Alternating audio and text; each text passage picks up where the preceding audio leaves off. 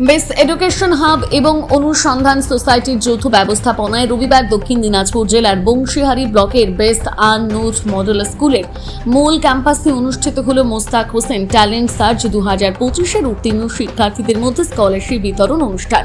এর পাশাপাশি সমাজের বিভিন্ন স্তরের কৃতী ব্যক্তিদের সম্মাননা প্রদান কর্মসূচি। এই অনুষ্ঠানের প্রধান অতিথি হিসেবে উপস্থিত ছিলেন পশ্চিমবঙ্গ সরকারের প্রাক্তন মন্ত্রী পূর্ণেন্দু বসু। মূলত বেস্ট এডুকেশন হাব এবং অনুসন্ধান সোসাইটি বছরের প্রতিটি দিন রাজ্যের বিভিন্ন প্রান্তের শিক্ষাকে তৃণমূল স্তরে পৌঁছে দেওয়ার চেষ্টা করে। এর পাশাপাশি শিক্ষার্থীদের ভবিষ্যৎ সুন্দরভাবে তৈরি করার স্বার্থে স্কলারশিপ প্রদান করে আসছে।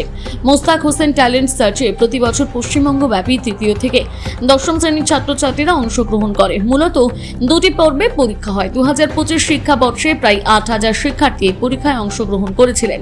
বাছাই পর্বের পরীক্ষা এবং মূল পর্বের পরীক্ষার পরে আজ প্রথম, দ্বিতীয় এবং তৃতীয় স্থান অধিকারী প্রায় 205 জন শিক্ষার্থীদের মেডেল, সার্টিফিকেট এবং স্কলারশিপ দিয়ে পুরস্কৃত করা হয়। 2026 শিক্ষাবর্ষে মোস্তাক হোসেন ট্যালেন্ট সার্চ 2024-এর প্রথম পর্বের পরীক্ষা অনুষ্ঠিত হবে 23শে অগস্ট 2026 রবিবার এবং দ্বিতীয় পর্বের পরীক্ষা অনুষ্ঠিত হবে 6 সেপ্টেম্বর 2026 রবিবার।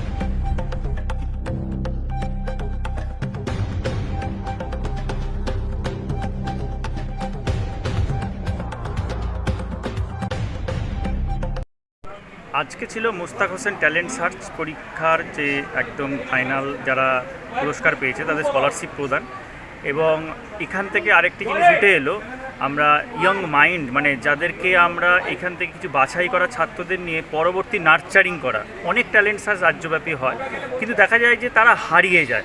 তাদের সেই প্রতিভাগুলোকে নিয়ে আমরা পরবর্তী সময়ে কিভাবে তাদের আর্লি গোল সেটিং এই লক্ষ্যে পৌঁছানোর জন্য আগামী 19শে অক্টোবর 2025 কলকাতার বিধাননগর এডি বিদ্যালয়ের অডিটোরিয়ামে অনুসন্ধান সোসাইটি ও বেঙ্গল এডুকেশন সোসাইটি মানে বেসানুর মডেল স্কুলের সহযোগিতায় একটি ইয়ং মাইন্ড ড্রিম ওয়ার্ল্ড যাকে বলে, এইভাবে আমরা বাচ্চাদেরকে স্বপ্ন দেখিয়ে এগিয়ে নিয়ে যাওয়ার পরিকল্পনা চলছে।